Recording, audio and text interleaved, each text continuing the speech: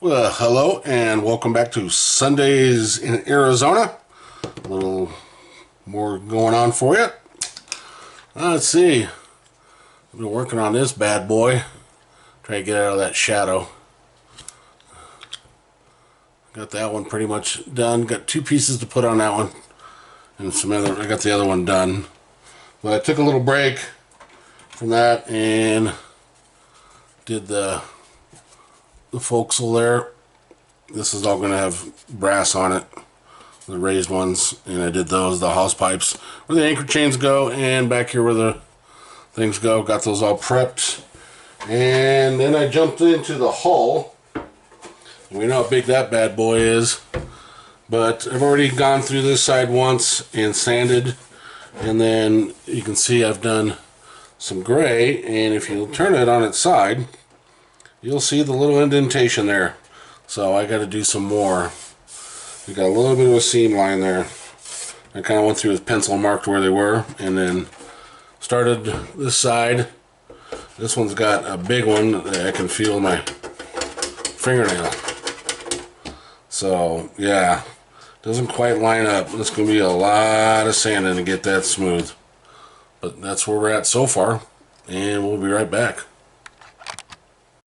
Okay, we're going to do some filling in on this. So I've got my perfect plastic putty again, and I got a little dab in this tray, and I'm going to put about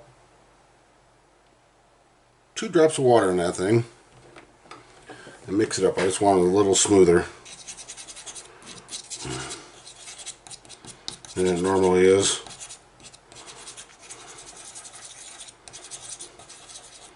I have a video out where you thin this even more, and you put it into a syringe, and you can use it to fill those fine gaps, and like I say, it works pretty good. So okay, give me a little bit of this. I'm using a little flat piece, and I'm just going to come along here and force that stuff down to that gap. Clean up some excess and fill that gap some more.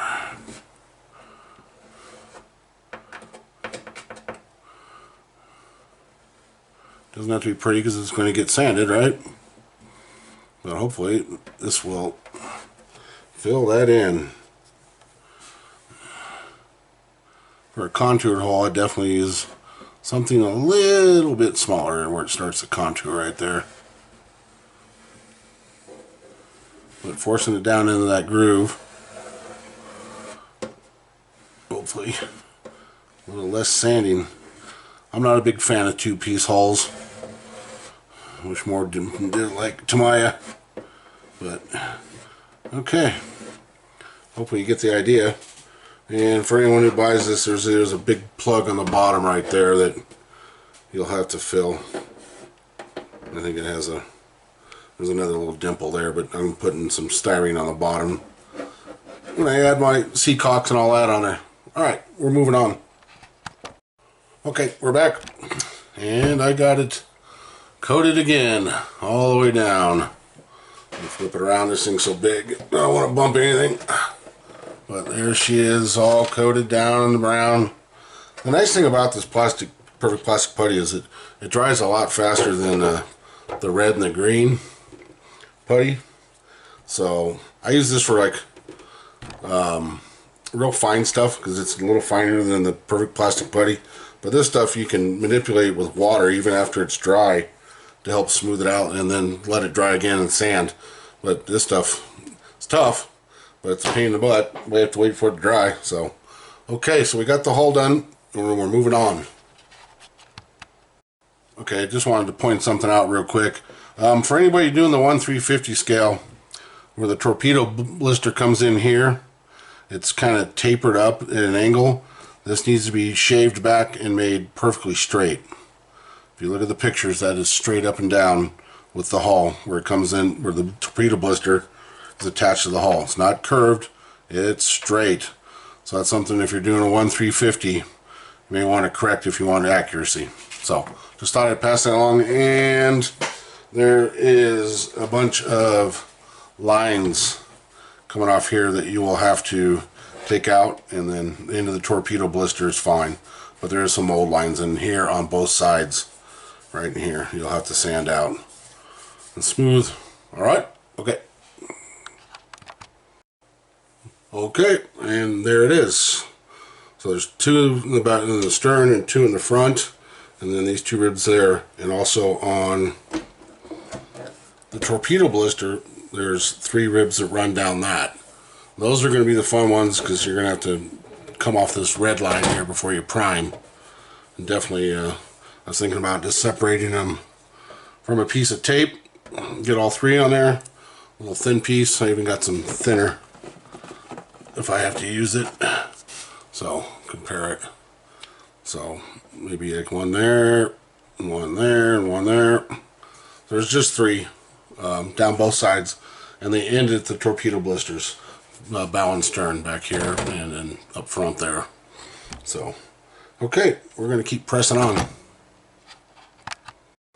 Okay, there's the bow done, and there we go. So we get to this side. I got one little spot left up here in the front of the bow to clean up on this side.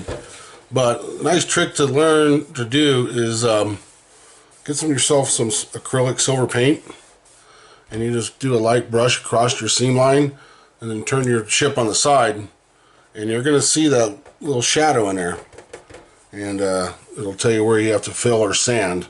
So I only have one little spot. Yeah, I went to the green because it's the white stuff seems to be pulling out of there. I don't know why, but this will get cleaned up with some fine grit. And then there's a little blemish here I got to fill in back there, and then I got to put the 3 on, and this baby will be going to prime. And here's some of the paint left. There's some of the silver. So you just turn it on its edge and look down it, and you'll see that little shadow or a little bump and anything. So far, perfect. Love it. Okay, we're cracking on. Okay, yeah, I was talking about the silver trick. So there it is. I just finished this area right here, and there is no lines in there finally.